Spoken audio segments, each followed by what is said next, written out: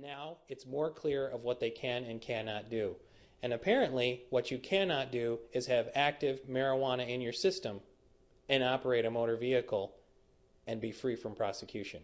A ruling by the Court of Appeals now says the state's zero-tolerance law, which prevents drivers from operating a vehicle with any amount of Schedule I controlled substance in their body, still applies for drivers who legally use medical marijuana. Is this a step in the right direction is a fantastic question. It is a step in the right direction in that it will provide some clarification to what people can and cannot do. Defense attorney Gerald Sheffalo says the 2008 Medical Marijuana Act is a constant form of confusion for his clients, and many of them think it means marijuana is essentially legal, when Sheffalo says that is not the case. They're not trying to break the law. That's what I see with my clients. They just want to comply with the law. But when laws are unclear, they don't know what to do. And sometimes they can find themselves unnecessarily in a place where they're being prosecuted when they didn't know they did anything wrong. Sheffalo says hopefully this latest ruling will clear up the confusion, but not before facing opposition. I think this has to be challenged in that, and I'm not saying just in the court system, I think from the legislative standpoint, there needs to be continued work on defining what is acceptable and not acceptable behavior under the Michigan Medical Marijuana Act as it relates to other laws in Michigan. Local law enforcement also hopes this eliminates issues surrounding medical marijuana.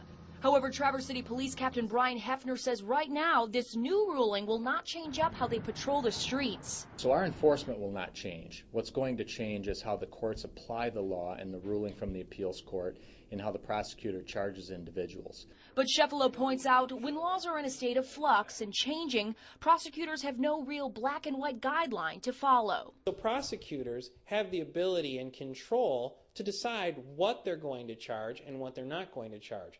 Now, the big issue is it's different county by county. Michigan State Police Gaylord Post has a special unit. It's called the Homeland Security Team, HST for short, and their mission is to watch trunk lines like I-75 and stop drug runners. The unit has uncovered a growing trend, medical marijuana cards being used as a front more and more. Distribution is a real issue right now. They're carrying cards, but they're carrying a lot more marijuana than they would be to give to chronically ill patients. So, in my opinion, it's become a real problem. Year to date, 87 have been arrested for transporting marijuana illegally. Last year at this point, the number was 25.